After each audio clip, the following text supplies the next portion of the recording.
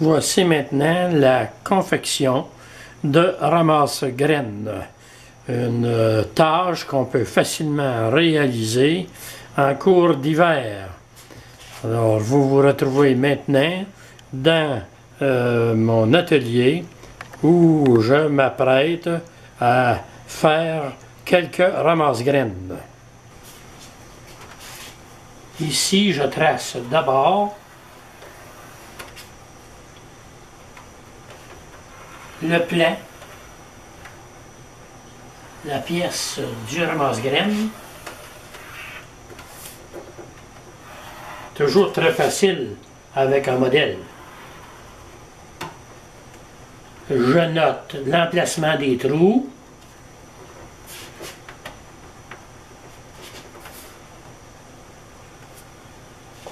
Et je reporte à nouveau pour un petit peu plus loin en faire un autre ramasse-graines. J'utilise en fait un équerre pour me permettre d'être à peu près à la bonne distance et à angle droit du côté du rouleau pour avoir les deux points de la pièce à la même distance environ, ce qui me permet de les emboîter avec le moins de pertes possible. Une fois le patron tracé, j'installe une planche en dessous vis-à-vis le trou central et je perce un trou de 1/4 de pouce à la jonction des deux rayons.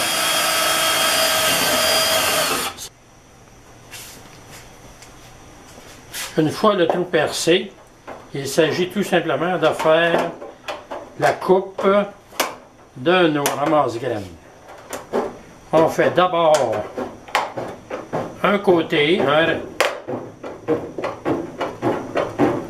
le rayon en fait, un des deux rayons.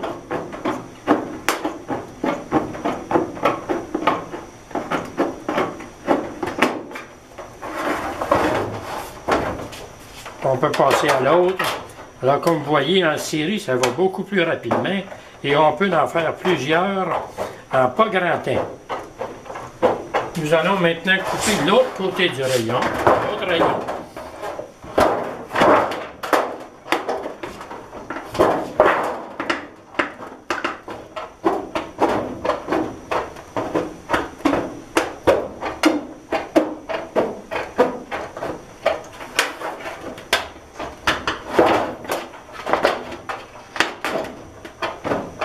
Ça, on va faire attention pour ne pas se couper.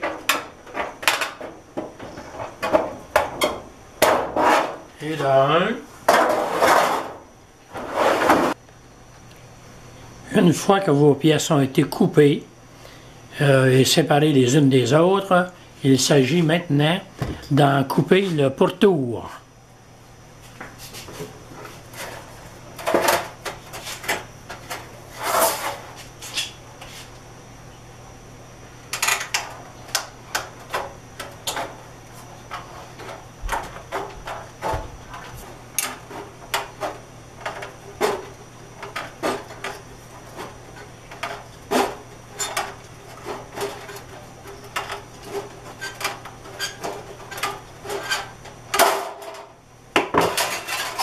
Voilà pour le premier.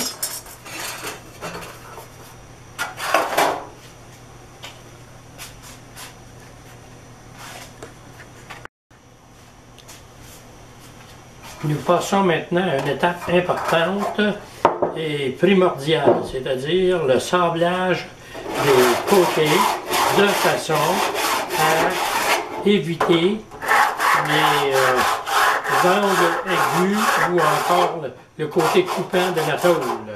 Parce qu'on va avoir durant toute la vie du ramasse-graines à en fait passer la main autour de tout ça. On peut donc prendre un bloc à sabler pour être capable de faire le tour de la partie coupante. Alors, on le fait tout le pourtour et également, une fois que le pourtour on l'a passé, on le fait également au niveau de l'intérieur. Parce que lorsque les pièces seront rassemblées, lors du nettoyage, ça va être important que l'intérieur, où il y a la jonction, ne soit pas coupable.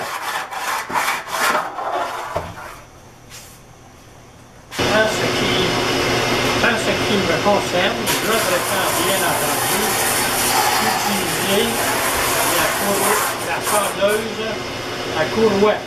Beaucoup plus facile, rapide pour enlever le coupet.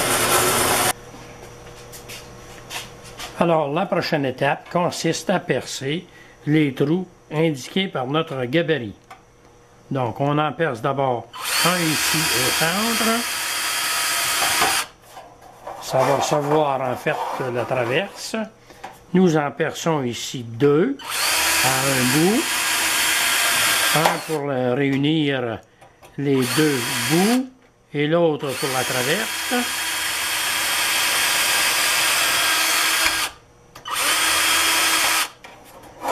Et là, un autre à l'autre bout ici.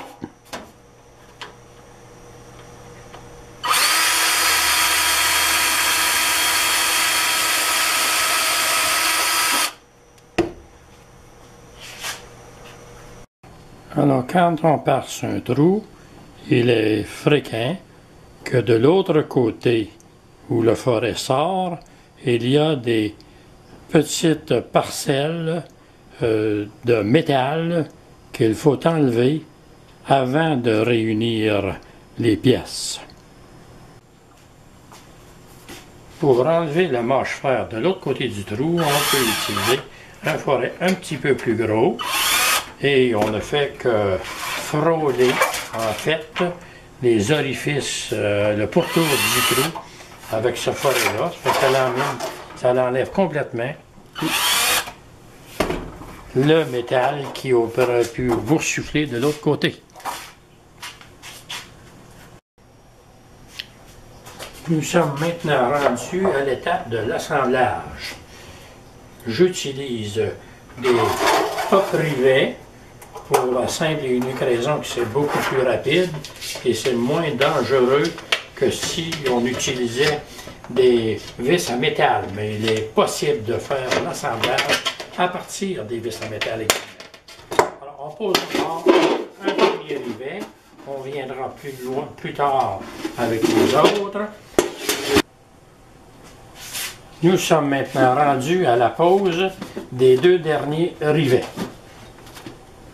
On s'assure que tout le pourtour du ramasse-graines touche à la surface plane, par exemple, de l'établi. On perce un trou dans la première paroi, on traverse la deuxième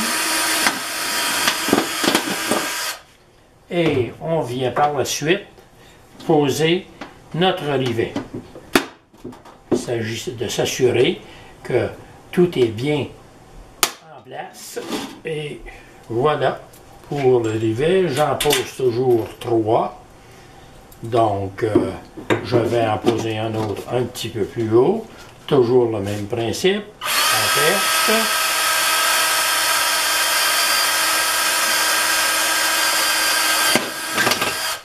Et là, on vient poser le dernier rivet qui va assembler les deux surfaces. Voilà, et on se retrouve avec un ramasse-graines. Il ne s'agira plus qu'à mettre la traverse. Il s'agit maintenant de percer le trou d'écoutement.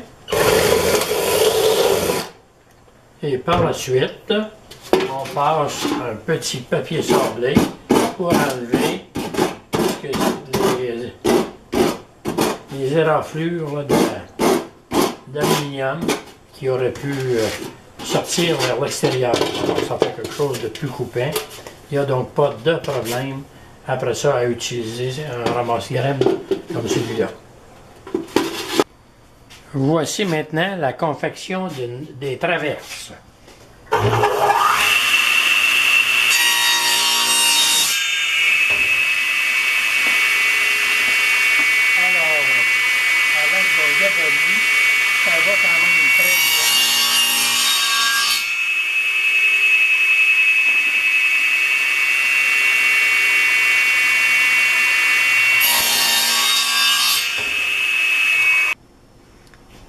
Dépendamment de la mangeoire sous laquelle on veut installer le ramasse-graines, on détermine à ce moment-là l'emplacement des crochets qu'on va mettre sur notre traverse. Comme sur une pagode ici, c'est sûr qu'on va regarder pour qu'elle coïncide avec les œillets sous la mangeoire. Si on utilise un silo, par exemple, bien on déterminera où les crochets doivent être installés pour être capable d'accrocher le ramasse-graines après les perchoirs du bas. Donc, une fois installé, on peut à ce moment-là pré-percer l'endroit où on va installer nos crochets. Ici, je le fais pour les deux types de mangeoires, car il est possible qu'à l'occasion, on va y mettre le ramasse-graines, soit sous une petite mangeoire hexagonale ou encore sous un silo. Alors, supposons qu'on veut le mettre en dessous d'une mangeoire hexagonale, bien, on visse les crochets au niveau des œillets qui sont installés sous la mangeoire hexagonale. Si c'est au niveau d'un mangeoire silo, bien, on va utiliser celle-ci.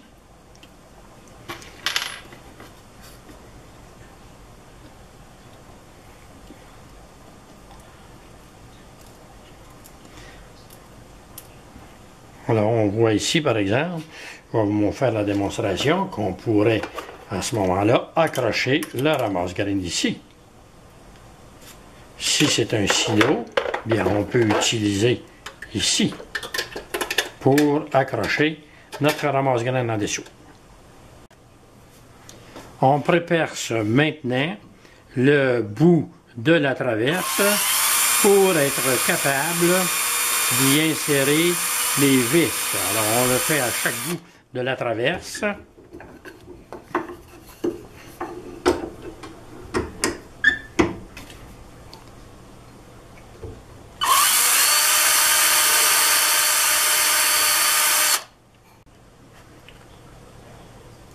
Le tout terminé, il s'agit maintenant de visser à chaque bout nos vis pour nous permettre d'être capable de les peindre en même temps que les traverses. Une fois nos traverses bien sèches, on peut alors fixer le cône à la traverse.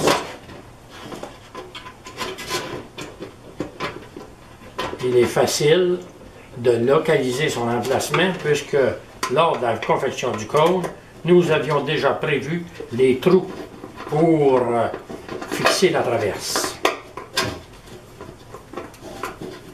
On fait d'abord un premier côté, on s'en va par la suite fixer l'autre côté.